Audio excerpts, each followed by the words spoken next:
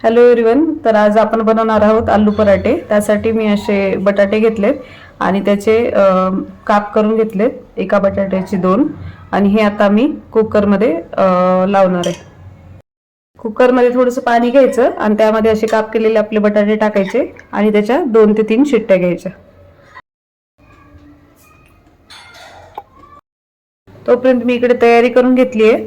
त्याच्यासाठी मी इथे बारीक चिरलेली कोथिंबीर, कढीपत्ता, आलं लसूणची पेस्ट, बारीक चिरलेला कांदा आणि मिरच्याचे देठ काढून घेतलेत आणि ते आपण मिक्सर करून घेऊया. हे कुकरमधले शिजलेले बटाटे आपण असे काढून घ्यायचे आणि ह्याची साल काढून घ्यायची. अशा प्रकारे मी बटाट्याचे सगळे साल काढून घेतलेत आणि आता ह्याला आपण स्मॅश करून घेऊया.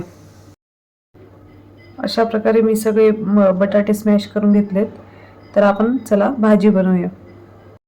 एक कढई ठेवली आहे, त्यामध्ये थोडंसं गरम होऊ द्यायचं आणि त्यावेळी थोडंसं तेल टाकायचं.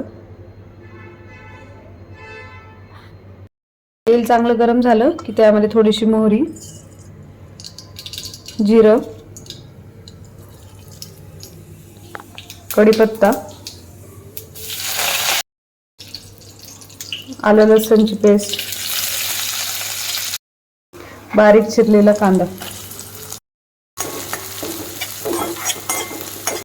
त्यानंतर ही आपण मिरचीची पेस्ट केलेली मिक्सरमध्ये ती टाकून घ्यायची. त्यानंतर थोडीशी कोथिंबीर, त्यानंतर त्यामध्ये अर्धा चमचा हळद आणि चवीनुसार मीठ टाकायचं. त्यानंतर आपण हे स्मॅश केलेले बटाटे टाकून घ्यायचे आणि सगळीकडे हलवून एकजीव करून घ्यायचे. तुम्ही बघू शकता किती छान प्रकारे ही आपली बटाट्याची भाजी रेडी झाली आहे.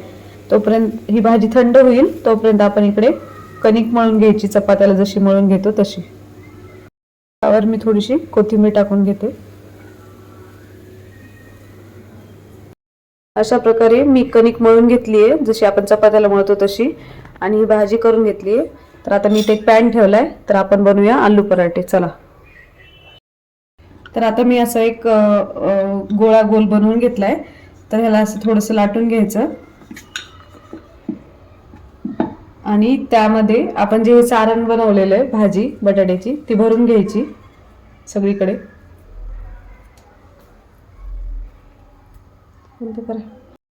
अशा प्रकारे असं गोल गोल करून त्याच्यामध्ये पूर्ण आपण जसं पुरण भरून घेतो तसं भरून घ्यायचं. अशा प्रकारे मी सगळं हे पॅक करून घेतले. त्याला त्याच्यानंतर एक आपण पिठामध्ये बुडून घ्यायचं आणि जसं आपण पुरणाची पोळी करतो तसं अर्धर हे लाटून घ्यायचं. अशा प्रकारे हा पराठा केलाय. तर बघू शकता कसं झालंय ते.